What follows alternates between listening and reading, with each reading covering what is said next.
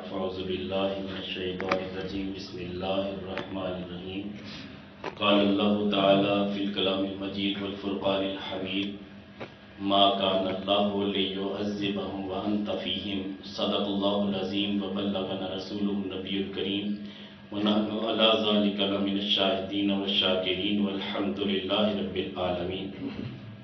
میرے نہایت ہی واجب الاحترام ذی قدر وذی محتشم بزرگ و دوستو، خالق کائنات جل وعلا نے اپنے حبیب کریم علیہ السلام کی شان میں ارشاد فرمایا کہ اللہ کی شان کے لائق نہیں کہ اللہ ان کو عذاب دے، اور اے محبوب آپ ان کے اندر موجود ہوں۔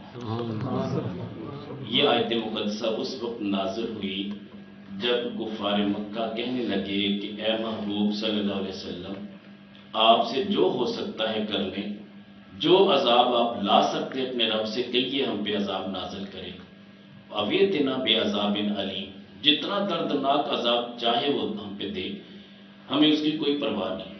میرے قریب آقا علیہ السلام کے قلب نازنین پہ یہ بات گراں گزری۔ میرے کریم آقا علیہ السلام ابھی سوچ رہے تھے کہ میں ان کے لیے بد دعا کروں، میں تو رحمت للعالمین بن کے آیا ہوں۔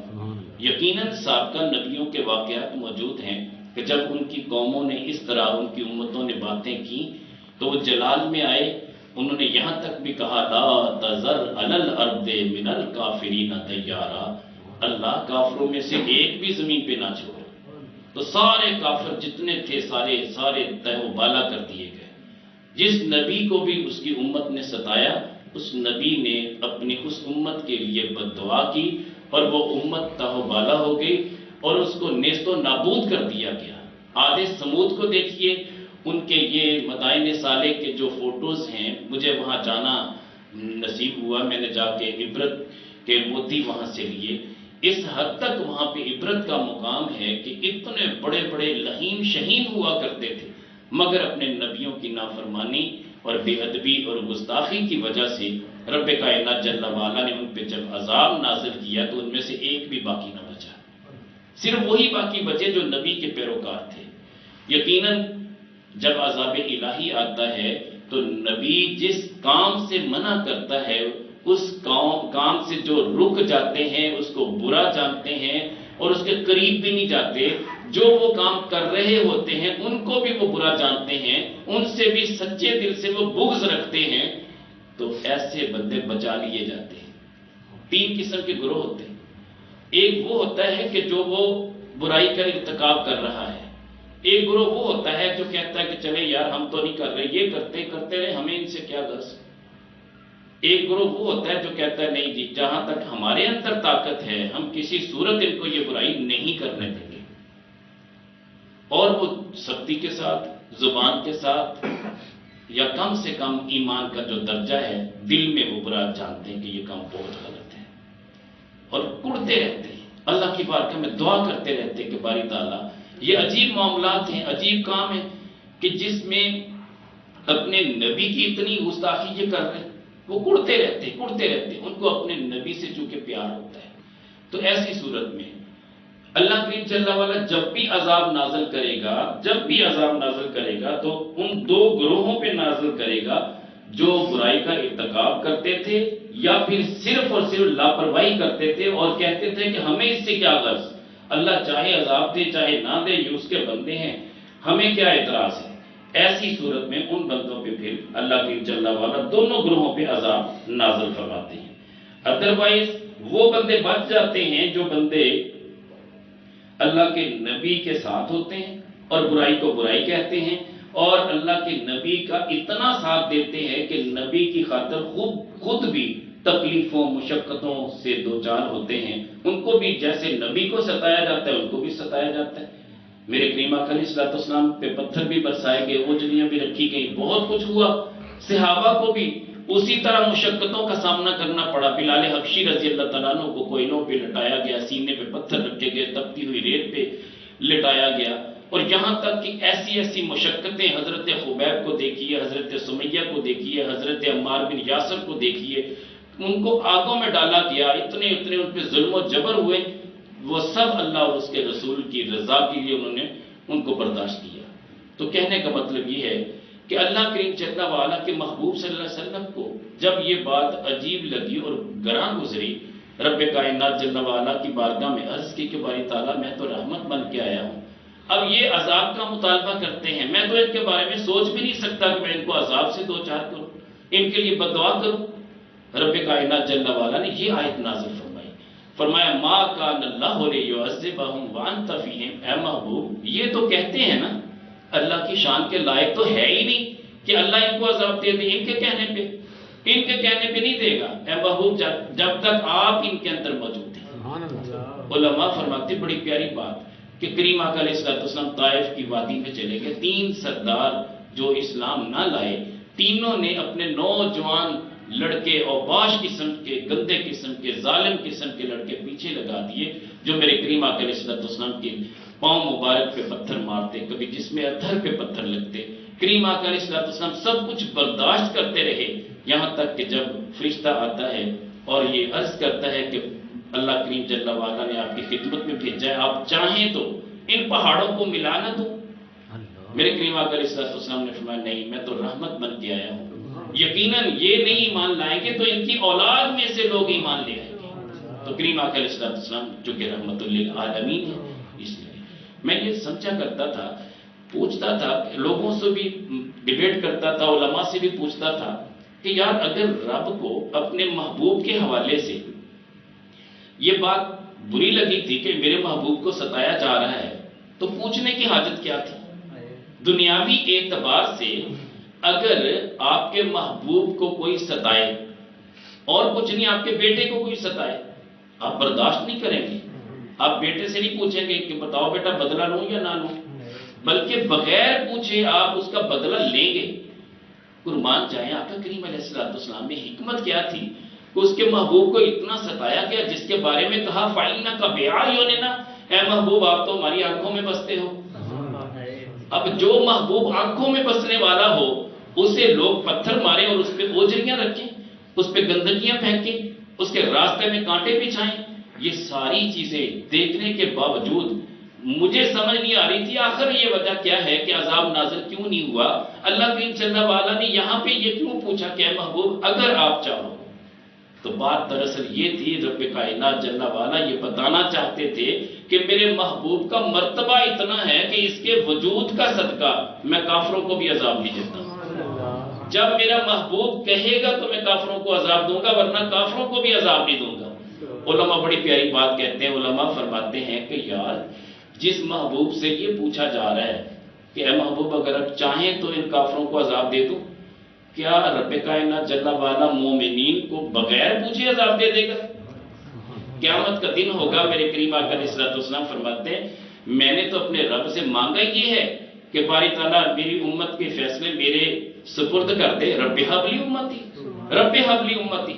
جب میرے سپرد ہوں گے تو میں اپنے کسی بھی پیار کرنے والے کو دوزخ میں نہیں جانے دوں، فاسق و فاجر کیوں نہ ہو، گناہگار کیوں نہ ہو، خطاکار کیوں نہ ہو، مگر توبہ کرنے والا ہو، ظالم و جابر کیوں نہ ہو۔ نعرہ رسالت، نعرہ حیدری، نعرہ غوثیہ، نعرہ تحقیق۔ بھی گندہ ترین بندہ ہو، یقین جانے میرے رب نے تو اتنی آسانی کر دی کہ اگر اسے خشیت الہی کی وجہ سے ایک آنسو نصیب ہو گیا جو ابھی اس کے چہرے پہ نہیں ڈھلکا، صرف آنکھ کے اندر نمی آئی، بالوں کی جڑ گیلی ہوئی، رب کعبہ کی قسم اسے بھی بخش دیا جائے۔ اتنی آسانیاں کر دی میرے رب نے۔ آپ یقین جانیے کہ اپنے بدن کو پاک کرنے کے لیے ہمیں کتنے پانی کی ضرورت ہوتی؟ کم از کم 1 بالٹی کی۔ کپڑے پاک کرنے ہیں کتنے پانی کی ضرورت ہوگی؟ کم از کم 1 بالٹی کی۔ 1 بالٹی پانی ہوگا تو سارے کپڑے دھلیں گے، 1 بالٹی پانی ہوگا تو ہمارا بدن پاک ہوگا، ہمارا غسل جو ہے وہ ہوگا۔ تو یقین جانیے کہ جہاں روح کی پاکیزگی کی بات ہے 1 قطرہ کافی ہے۔ 1 قطرہ اتنا فضیلت والا ہے، اگر خشیت الہی کی وجہ سے 1 قطرہ آنسو نصیب ہو گیا، وہ بندہ اتنا مقدر والا ہے کہ رب کائنات جل وعلا 60 برس کے گناہ بھی ہوں گے اس کے 1 آنسو کے قطرے کی بنا پہ بخش دیں گے۔ تو خشیت الہی کے پیکر بن جائیں۔ تو اس آیت مقدسہ میں نسبت واضح ہے۔ حقیقت یہی ہے کہ یہ نسبت والے لوگ ہیں نا، بھئی وہ بھی تو کافر تھے نا، ان کی نسبتیں اگرچہ نبیوں کے ساتھ تھیں، مگر نبیوں نے ان کے لیے کہہ دیا کہ باری تعالیٰ ان کو ایک کو بھی نہ چھوڑ، سب پہ عذاب نازل کر دے۔ لیکن یہ کتنا پیارا محبوب ہے، اتنی تکلیفوں کے باوجود، اتنے دکھوں اور اتنی مشقتوں کے باوجود زبان پہ حرف شکایت نہیں لاتا، بلکہ یہی کہتا ہے کہ باری تعالیٰ انہیں بھی بخش دے، انہیں توفیق دے دے، انہیں اس طرح بخش فَإِنَّهُمْ لَا يَعْلَمُونَ، یہ مجھے جانتے نہیں ہیں، باری تعالیٰ انہیں معاف کر دے، انہیں درگزر فرمائی پہ بھی عذاب نہ نازل کر، یہ مجھے جانتے نہیں ہیں، ان کو شعور نہیں ہے کہ میں کون ہوں، میں تو تیرا محمد ہوں، میں تو تیرا محبوب ہوں۔ حضور والا، حقیقت میں یہ ہے اصل وارث۔ میرے کریم آقا علیہ الصلوۃ والسلام سب کے وارث ہیں، کفار بھی تھے۔ میرے کریم آقا علیہ الصلوۃ والسلام تشریف فرمائے، جنازہ گزرا، پوچھا کس کا جنازہ ہے؟ کہنے لگے حضور فلاں یہودی ہے، اس کا جنازہ۔ میرے کریم آقا علیہ الصلوۃ والسلام کی چشمان مقدس سے آنسو رواں ہوئے، چھم چھم آنکھیں برسنا شروع ہو گئی۔ صحابہ کہنے لگے حضور وہ تو یہودی ہے، آپ رو رہے ہیں؟ میں رو تو اسی لیے رہا ہوں کہ کاش کہ یہ ایمان لے آتا، کاش کہ یہ بندہ مومن ہو کے دنیا سے رخصت ہوتا۔ کتنی تڑپ، اتنی تڑپ، فلا اللہ کا باخر نفسک، اے محبوب کیا آپ ان کے لیے اپنی جان کو ہلاکت میں ڈال دیں گے؟ آپ کو اتنا احساس ہے ان کا، آپ اتنے حریص ہیں۔ حریص علیکم بالمؤمنین رؤوف الرحیم۔ میرے کریم آقا علیہ الصلوۃ والسلام تو مومنین کے لیے حریص ہیں، شاید اتنا ماں اور باپ بھی پیار نہ کرے جتنے میرے کریم آقا علیہ الصلوۃ والسلام پیار کرنے والے ہیں۔ قیامت کا دن ہوگا، حالات اس طرح کے ہوں گے، ماں بھی دور ہو جائے گی، بہن بھی دور ہو جائے گی، بیٹا بھی، یہاں تک کہ کوئی بھی پرسان حال نہیں ہوگا، نفسا نفسی کا عالم ہوگا۔ ایک نیکی کے لیے لوگ ایک دوسرے کے پاس منتیں کر رہے ہوں گے اور پکڑ پکڑ کے پوچھ رہے ہوں گے کہ تیرے پاس کتنی نیکیاں، ایک مجھے دے دے، لیکن کوئی ایک نیکی دینے کے لیے تیار نہیں ہوگا۔ لیکن ہوگا کیا؟ تمام طرح کے جتنے بھی گڑے یار ہیں، الخلاء یومئذ بعضهم لبعض عدو، یہ جو ہم یاریاں پالتے ہیں، سارے دشمن ہو جائیں گے، ایک دوسرے کے دشمن بن جائیں گے، الا المتقین، مگر جو تقوی والے ہوں گے، متقین ہوں گے، پرہیزگار ہوں گے، اللہ کے ولی ہوں گے اور صدق و صفا کے مالک ہوں گے، وہ تو منتظر ہوں گے کہ گناہگار جتنے بھی ہمارے پاس آئیں۔ میرے کریم آقا علیہ الصلوۃ والسلام فرماتے ہیں کہ شفاعتی لأہل کبائر من امتی، میری امت کے جو کبیرہ گناہ کرنے والے ہوں گے ان کی میں شفاعت کروں گا، بس شرط ایک ہے، شرط یہ ہے کہ وہ توبہ کرنے والا ہو۔ اگر توبہ کرنے والا نہیں ہے، متکبر ہے اور وہ لوگوں کی جانوں پہ ظلم کرنے والا ہے، وہ لوگوں کی عزتوں سے کھیلنے والا ہے، شرابی ہے، جاہل ہے، ڈاکو ہے، چور ہے، لٹیرا ہے، اور وہ بے حیائی کے کام کرنے والا ہے اور تکبرانہ انداز میں بات کرنے والا ہے، وہ کبھی تصور بھی نہ کرے کہ میری بخشش ہوگی۔ بخشش اسی کی ہوگی جسے خوف الہی کی وجہ سے اللہ آنسو عطا کرتے۔ بھئی جس کی آنکھ میں آنسو نہیں آتے وہ اس کے بس میں نہیں ہے۔ داتا علی حجویری رحمت اللہ علیہ سے کسی نے پوچھا کہ اگر آنسو نہ نکلے تو حضور کیا کریں؟ فرمایا اپنی قسمت پہ رویا کرو۔ بھئی آنسو نکلنا یہ مقدر والوں کو نصیب ہوتا ہے، ہر بندے کی آنکھ سے آنسو نہیں بہتے۔ جسے اللہ اپنا بنا لیتا ہے، قرب الہی جسے نصیب ہوتا ہے، اس کی آنکھوں سے آٹومیٹکلی آنسو برستے ہیں، اور پتہ نہیں اللہ کریم جل وعلا کو کون سا آنسو پسند آ جاتا ہے۔ محدث سفیان ثوری علیہ رحمہ فرماتے ہیں رونے والے بھی بہت ہیں، 10 حصے کیے جائیں اگر رونے کے 9 حصے ریاکاری پہ مبنی ہوتے ہیں، اسے فخر ہوتا ہے، شیطان وسوسے پیدا کرتا ہے کہ جب میرے آنسو نکلیں گے لوگ کہیں گے یار بابا جی بڑے رونے والے ہیں، تو 9 حصے شیطان برباد کرنے پہ لگا ہوتا ہے، ایک حصہ اللہ بچا لیتا ہے، اس لیے کہ اسے کبھی کبھی تو خیال آتا ہے مالک میں تو فقط تیری رضا کے لیے روتا ہوں، میں تو تجھ سے ڈر گیا ہوں۔ جیسے قبلہ علامہ صاحب نے آج سابقہ امتوں میں سے ایک واقعہ سنایا کہ اس شخص نے اپنی ماں کو وصیت کی کہ مجھے جلا دینا، میری راکھ فضا میں اڑا دینا، اس لیے کہ میں اپنے رب سے ڈرتا ہوں۔ رب کائنات جل وعلا قیامت کا دن ہوگا، اپنے محبوب صلی اللہ علیہ وسلم کی امت کے لیے تو بہت سارے انعامات عطا فرمائیں گے۔ یہ سابقہ امتی کی بات ہے کہ اس کو بھی جب میدان میں کھڑا کیا جائے گا، پوچھا جائے گا کہ بندہ خدا تو نے یہ وصیت اپنی ماں کو کیوں کی تھی کہ میری خاک کو اڑا دینا؟ وہ تھر تھر کانپنے لگے گا کہ باری تعالیٰ مجھے تجھ سے خوف آتا تھا، ڈر آتا تھا۔ اللہ فرمائے گا تو ڈر گیا تھا، میں نے تجھے بخش دیا۔ حضور والا یہ خوف الہی بندے کو بہت آگے لے جاتا ہے، ساری زندگی بندہ عبادت کرتا رہے، ساری رات جاگتا رہے، سارا دن روزے رکھتا رہے، لیکن وہ مقام نصیب شاید نہ ہو جو ایک آنسو کی بنا پہ نصیب ہو جاتا ہے۔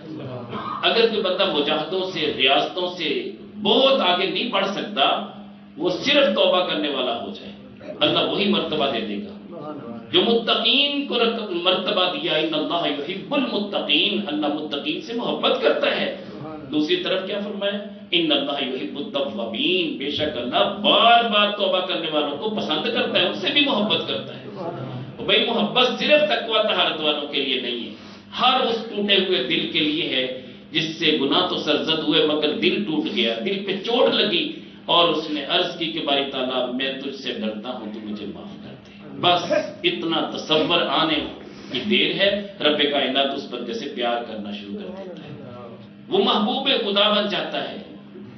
حضور والا یہ نسبت ہے میرے کریم آقا علیہ السلام کے ساتھ۔ اگر یقین کریں میرے کریم آقا علیہ السلام کے مقام و مرتبے کو ہم دیکھیں، مرتبہ جتنا بڑا ہوگا اس کے ساتھ منسلک چیزیں بھی اتنی بڑی ہوں گی۔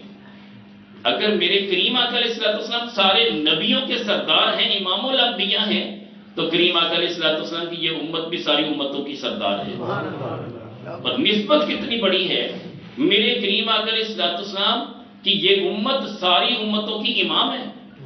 میرے کریم آقا علیہ السلام فرماتے ہیں کسی کا سوال و جواب کا معاملہ نہیں ہوگا، سب سے پہلے میری امت سے پوچھا جائے گا، میری امت کی باری سب سے پہلے آ جائے گی۔ 50,000 سال کا دن ہوگا، کتنا عرصہ ویٹ کرنا کوئی معمولی بات نہیں ہے۔ ہماری عمریں تو 60 سے 70 برس کی اوسط عمریں ہیں، مگر 50,000 سال کا دن ہمارے لیے اتنا آسان ہو جائے گا۔ میرے کریم آقا علیہ السلام فرماتے ہیں اتنا ہی لگے گا جیسے نماز عصر پڑھی تھی مغرب ہو گئی۔ یہ شارٹ کٹ راستے اس بندے کے لیے ہیں۔ ادروائز جو بندہ گناہگار ہے، فاسق و فاجر ہے، توبہ نہیں کرتا، اللہ کے ولیوں کا مخالف ہے، وہ دشمن ہے، اس کے لیے تو ایک ایک لمحہ سالوں پہ محیط ہوگا، اتنا بڑا لگ جائے گا کہ وہ کہے گا کہ یار وقت گزرتا ہی نہیں ہے۔ اللہ کریم جل وعلا ہمیں بچائے اس سے معاملات سے کہ ماں اپنے بیٹے کی وارث ہوتی ہے نا، بیٹے کے تمام طرح کے معاملات کا خیال رکھتی ہے نا۔ بیٹا ناراض ہو کے گھر سے چلا بھی جائے نا، 10 برس گم رہا، بڑے مختلف شہروں میں کام کرتا رہا، گھر میں فون پہ بھی رابطہ نہ کیا، 10 برس کے بعد بھی جب آئے گا ماں سینے سے لگا لے گی۔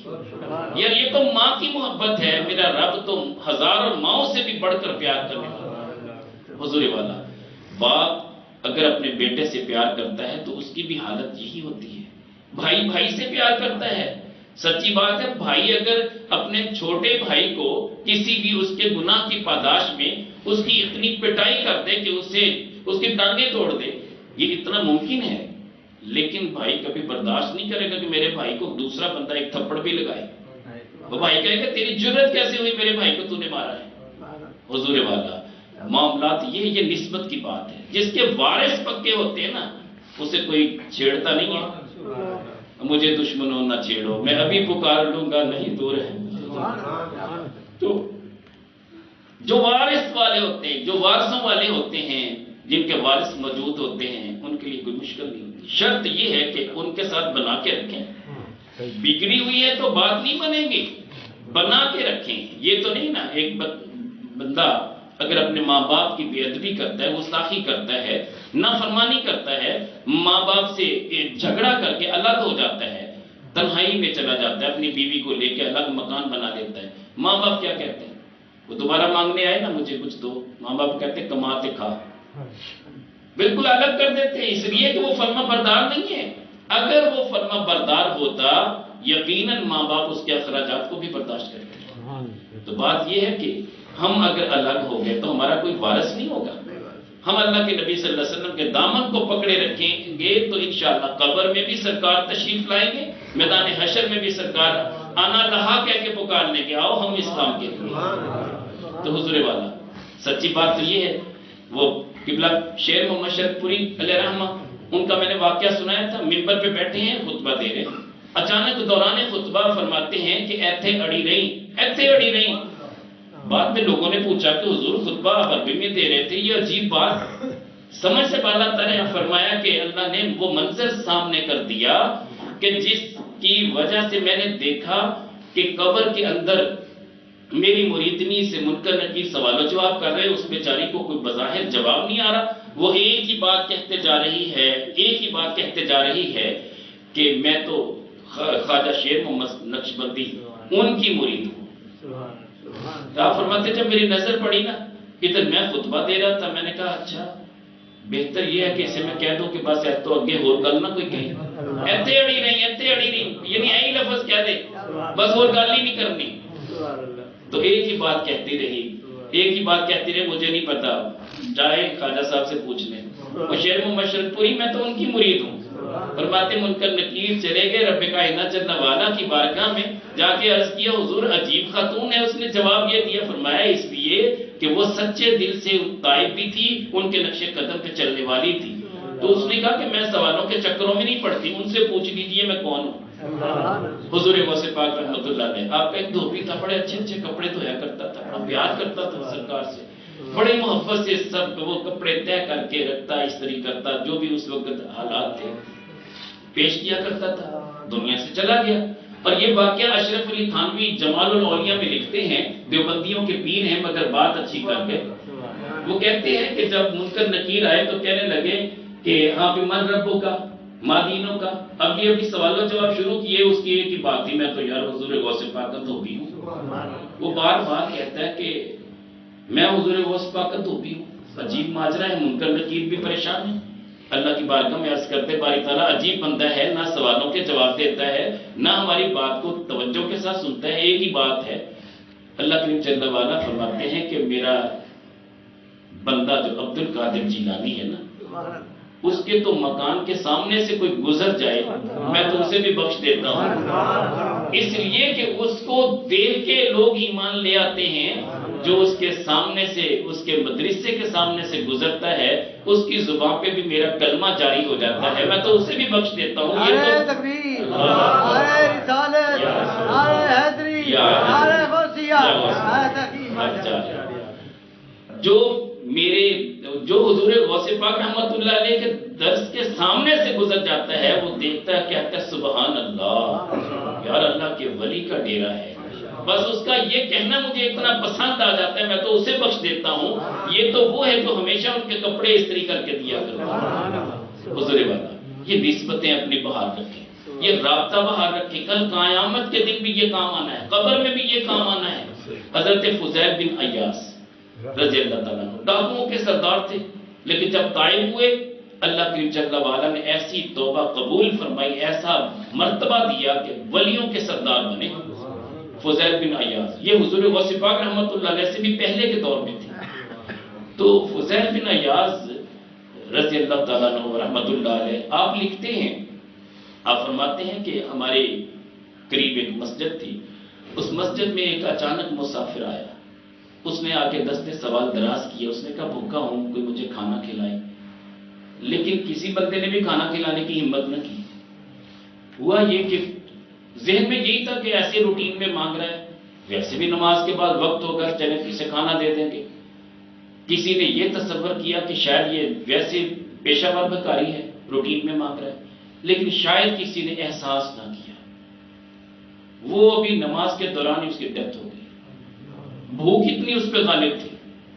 کہتے کہ ابھی امام مسجد جو تھے وہ بھی اور مؤذن تھے وہ بھی اکٹھے ہوئے. سب لوگوں نے اکٹھے ہو کے اس کو کفن ارینج کیا. کفن ارینج کرنے کے بعد اسے جنازہ پڑھا کے غسل دے کے دفن کر دیا. اب صورتحال یہ ہے کہ ایک کھانا کھلانے کے لیے پیسے نہیں تھے، لیکن کفن کے لیے بھی پیسے آ گئے. چندہ اکٹھا ہو گیا اور جنازے کا اہتمام بھی کرنا پڑا، قبر کی کھدائی بھی کرنی پڑی. یہ سب کچھ کر لیا. یہی ہمارے معاشرے کا رواج ہے. ہم بھی یہی کرتے ہیں کہ جو بندہ مستحق ہے، ضرورت مند ہے نا، اس کی ضرورت ہم پوری نہیں کرتے، لیکن جب مر جاتا ہے تو سارے اس کا منہ دیکھنے کے لیے چلے جاتے ہیں. یہ المیہ ہمارے معاشرے کا. ایک بندہ حاجت مند ہے، ایک بندہ جا رہا ہے اور وہ آوازیں دے رہا ہے کہ یار مجھے پکڑ لو، میں گر رہا ہوں، مجھے بچا لو بچا لو. کوئی قریب نہیں جاتا، کہتا ہے کہ یہ تیرے اپنے کرتوت ہیں، اپنے کام ہیں. لیکن جب اس کی ٹانگ ٹوٹ جاتی سارے پوچھنے کے لیے آ جاتے ہیں بھی کہ ہوا کیا تھا. اب بات یہ ہے کہ ہم احساس بعد میں کرتے ہیں. ایسا ہی ہوا فضیل بن عیاض رضی اللہ تعالیٰ عنہ. آپ لکھتے ہیں کہ اسے جب دفن کر دیا گیا، چونکہ چندہ اکٹھا کر کے کفن منگوایا گیا تھا نا، رات ہوئی، اللہ کے جل وعلا کا کرم یہ ہوا کہ وہی کفن اس پہ نور کی روشنی میں لکھا ہوا تھا کہ ہم آپ کا کفن نہیں لیتے، اپنا کفن واپس رکھ لو۔ ہم نے اپنی طرف سے اسے خلعت پہنا دی ہے۔ اب یہ محراب میں پڑا تھا، امام مسجد مؤذن نماز فجر کے لیے تشریف لائے، دیکھتے ہیں وہ کفن وہی جو کل دیا تھا وہ موجود ہے، اس پہ روشنائی کے ساتھ یہ لکھا ہوا کہ اپنا کفن رکھ لو، ہم اپنے محبوب بندوں کو اپنی طرف سے خلعتیں پہنا دیتے ہیں۔ حضور کسی کا کوئی وارث ہو نا، خیال رکھتا ہے، آپ اپنے رب سے پیار کر لیں، رب آپ کا مالک اور وارث، اپنے نبی سے پیار کر لیں، اللہ کے نبی صلی اللہ علیہ وسلم آپ کے وارث۔ یار آپ اللہ کے ولیوں سے پیار کر لیں، قیامت کا دن تو بڑی دور کی بات ہے، قبر میں بھی جائیں گے اللہ کے ولی وہاں بھی موجود ہیں، یہ ہمارا عقیدہ اور یقین ہے۔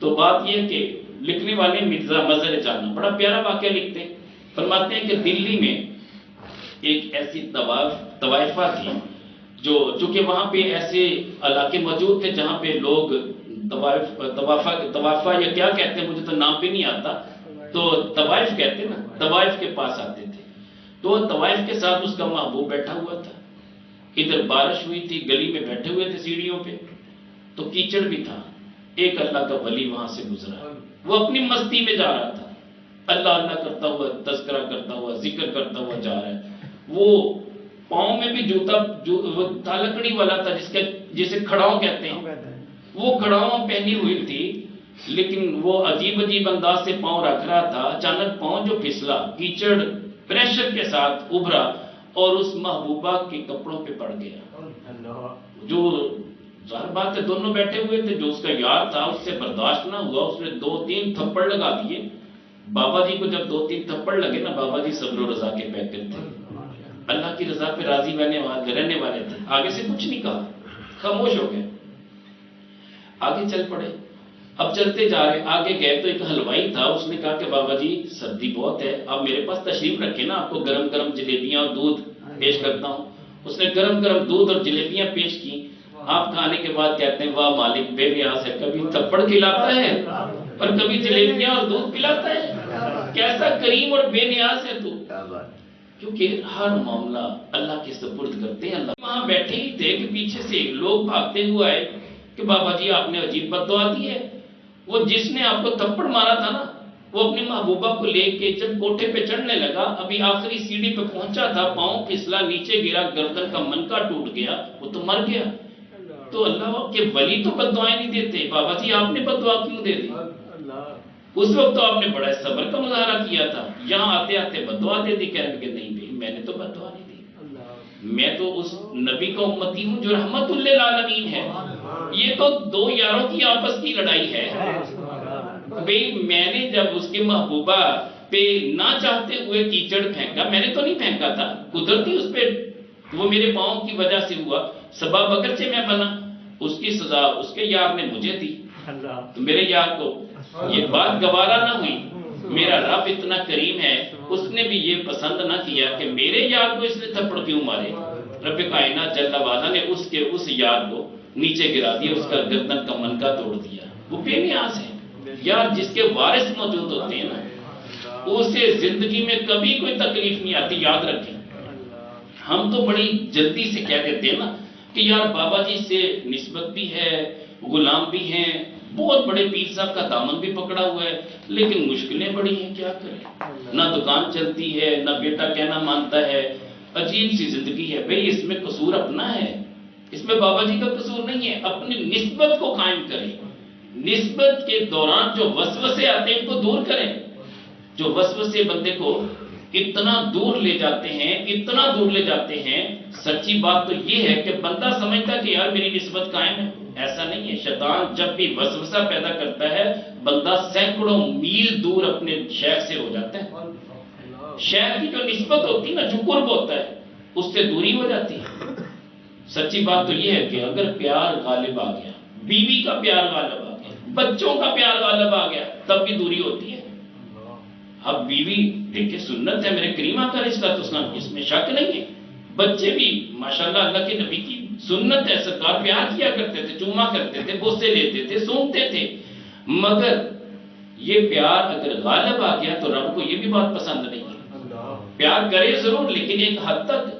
دین کے معاملے میں اگر اولاد اور مال رکاوٹ بنے اور وہ بندے کو دین سے دور کر دے، نماز میں خلل پیدا کر دے، قرآن کریم کی تلاوت میں رکاوٹ پیدا کر دے اور ذکر الہی سے بندے کو غفلت میں ڈال دے تو وہ نعمت نہیں ہے، وہ فتنہ ہے. انما اموالکم و اولادکم فتنہ.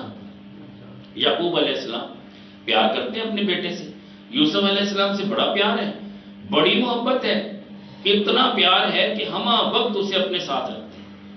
اب بھائی حاسدین تھے، انہوں نے اکٹھے ہو کے پیشکش کی کہ حضور اگر آپ اجازت دیں ہمیشہ اس کو اپنے پاس رکھتے ہیں، اتنا پیار کرتے ہیں، اگر اجازت دیں ہم اسے ساتھ لے جاتے ہیں، وہاں پہ یہ کھیلے گا، ہم بکریاں چرائیں گے، جنگل کی سیر کرے گا اور وہاں ہم شکار بھی کھیلیں گے. تو آپ فرماتے ہیں نہیں. اب دیکھیں وقت کا نبی ہے، اتنا جانتا ہے کہ یہ ان کی سازش کیا ہے. کہتے ہیں نہیں مجھے پتا ہے اس میں تمہاری سازش ہے، تم لے جاؤ گے اس کے بعد کہہ دو کہ اسے بھیڑیا کھا گیا، میں تو نہیں سے جانے دوں گا. وہ پھر منتیں کرتے ہیں، منا لیتے ہیں، آخر آپ اجازت دے دیتے ہیں. تو پھر وہی ہوا جو آپ نے پہلے کہہ دیا تھا، ایسا ہی ہوا.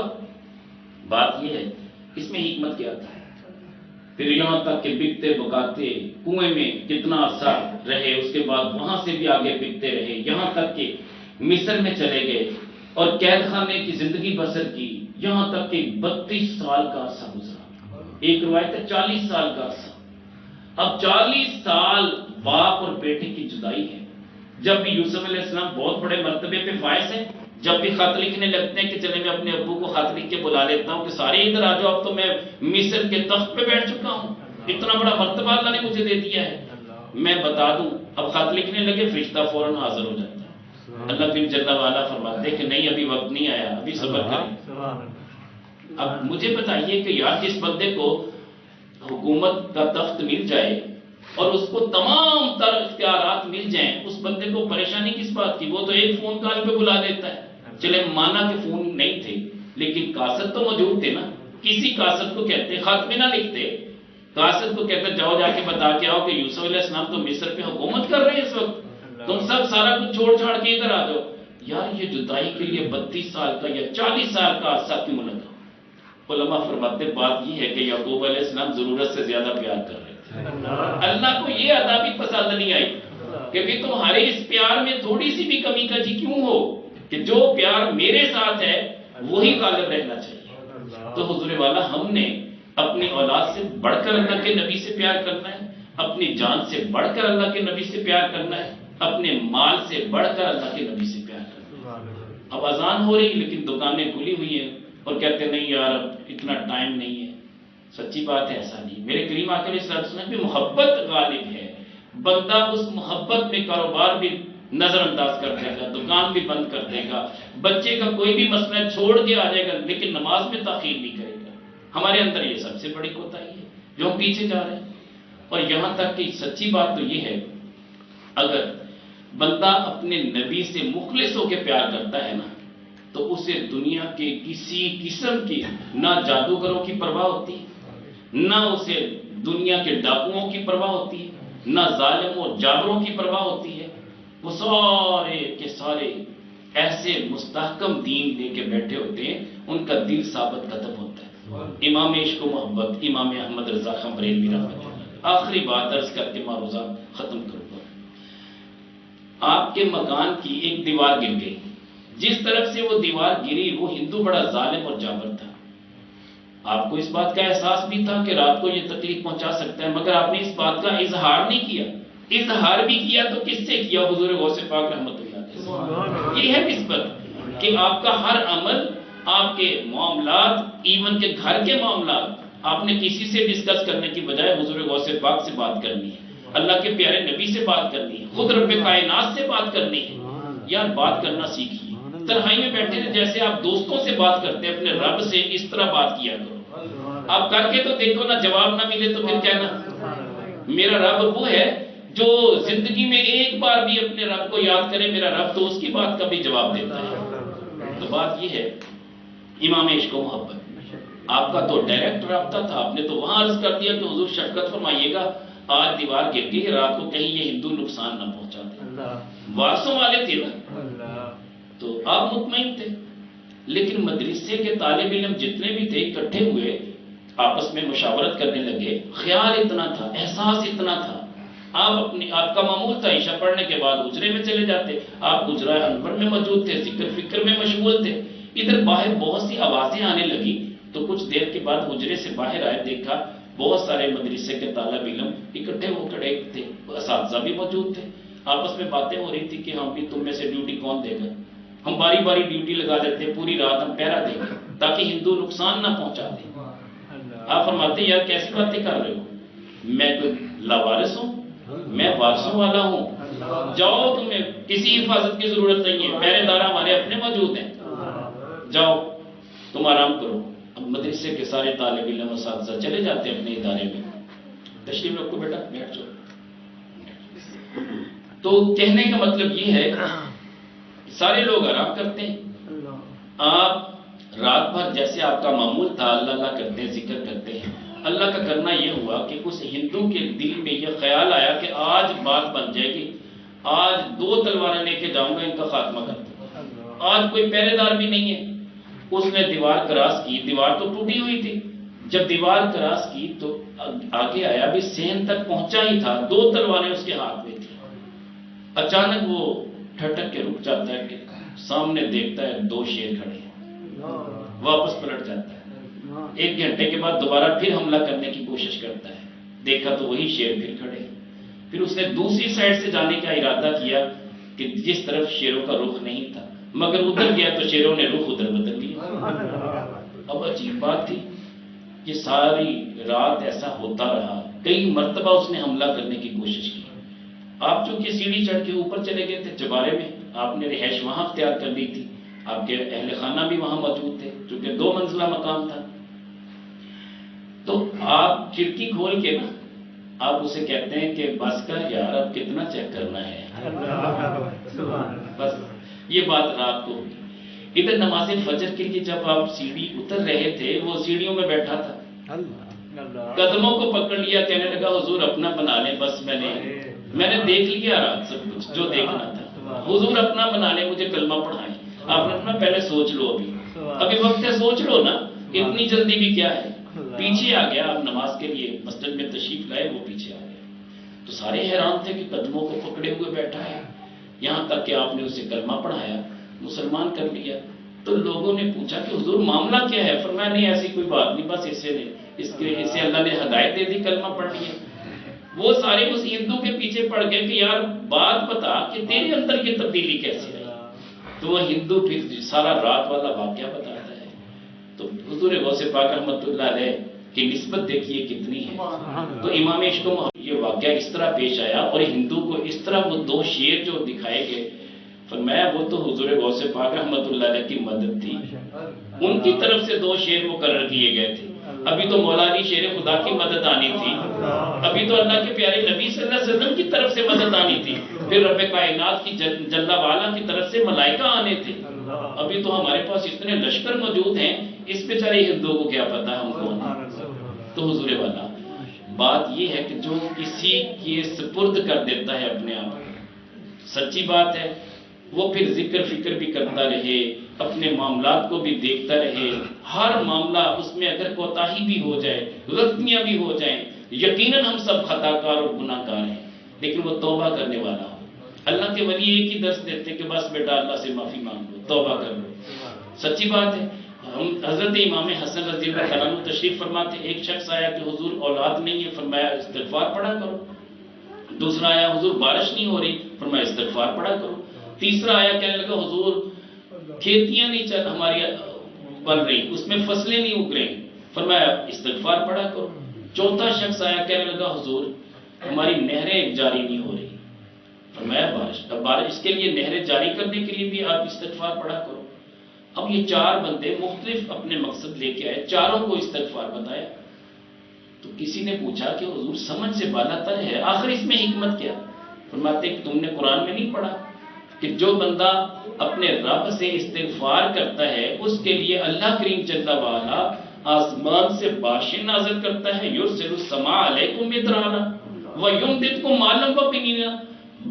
تمہیں مال اور تمہارے بیٹوں سے تمہاری مدد بھی کرے گا، یعنی مال بھی دے گا، بیٹے بھی دے گا اور بارشیں بھی نازل کرے گا، اور پھر تمہارے لیے نہریں بھی جاری کر دے گا۔ تو یہ ساری چیزیں تو استغفار پڑھنے سے ملتی۔ تو کوشش کریں جہاں آپ درود پاک پڑھتے ہیں وہاں استغفار کو اپنا یہ کہہ لیں حفظ جاں بنا لیں۔ میرے کریم آقا علیہ السلام فرماتے ہیں میں 70 مرتبہ روزانہ اپنے رب سے توبہ کرتا ہوں۔ میرے نبی تو بخشائے تھے نا، مگر پھر بھی اپنے رب سے توبہ کر رہے ہیں۔ یار ہم گناہ کرتے جا رہے ہیں لیکن توبہ کا کبھی تصور بھی نہیں ہوا۔ تو کوشش کریں توبہ کو اپنا معمول بنا لیں، چلتے پھرتے اٹھتے بیٹھتے ہمیشہ اپنی زبان پہ اللہ کا ذکر اور ساتھ ساتھ توبہ۔ توبہ کے لیے لمبے چوڑے وظائف نہیں، سمپل استغفر اللہ العظیم، استغفر اللہ العظیم، اے عظمتوں والے اللہ مجھے معاف کر دے، بس اسی کو توبہ کہتے ہیں۔ ورنہ توبہ تو وہ بھی ہے کہ بندے کے دل میں گمان آیا، خیال آیا، شرمندگی ہوئی، اور الندم و توبہ، یہ شرمندگی یہ بھی توبہ کے برابر ہے۔ خیال آ گیا کہ باری تعالیٰ مجھے معاف کر دے، بڑا گناہ کر رہا ہوں، بس یہ خیال بھی توبہ ہے۔ تو یار اپنے خیالات کو بہتر کریں، ہمیشہ توبہ کرتے رہیں۔ کبھی فلم دیکھ لی، فیس بک دیکھ لی، گندے چینل دیکھ لیے، یقیناً ہمارے نوجوان نسل کے سامنے یہ چیزیں آج کل عام ہیں۔ اگر ایسی صورتحال ہو بھی تو یار فوراً توبہ کر لے اور آئندہ سے ایسے کاموں کے قریب بھی نہیں جانا۔ توبہ حقیقت میں توبہ کیا ہے کہ جیسے تھنوں سے نکلا ہوا دودھ واپس نہیں جا سکتا، بندہ گناہ کے قریب دوبارہ واپس اس طرح نہ جائے جیسے تھنوں سے نکلا ہوا دودھ نہیں جا سکتا۔ اس کے لیے بھی اتنا مشکل ہو جائے کہ وہ گناہ کے قریب نہ جائے۔ لے جانے والے لے جانا چاہیں، دوست آ جائیں پکڑ لے کے یار شراب پینے چلتے ہیں، فلاں جگہ پہ پارک میں چلتے، لڑکیاں ہوں گی ان کو دیکھیں گے، نہیں یار توبہ کر لی میں نے یار۔ جنہوں نے توبہ کی ہے مرتبے بھی انہوں نے پائے ہیں۔ تو حضور والا کوئی مشکل نہیں ہے، کہیں نہیں جانا پڑے گا، اپنے ہی گھر میں جہاں آپ بیٹھے ہیں ایک لمحہ کے لیے بس اللہ کی بارگاہ میں آنسو بہانے کی کوشش کریں۔ آنسو نہ بھی نکلے، صرف دل کو مائل کر لیں، وہ بولے رب دا کی پونا ایتھوں پٹنا تے ایتھے، ایک لمحہ لگتا ہے بس یار۔ اللہ کریم جل وعلا ہمیں اس پہ عمل کی توفیق عطا فرمائے، وما علینا الا البلاغ۔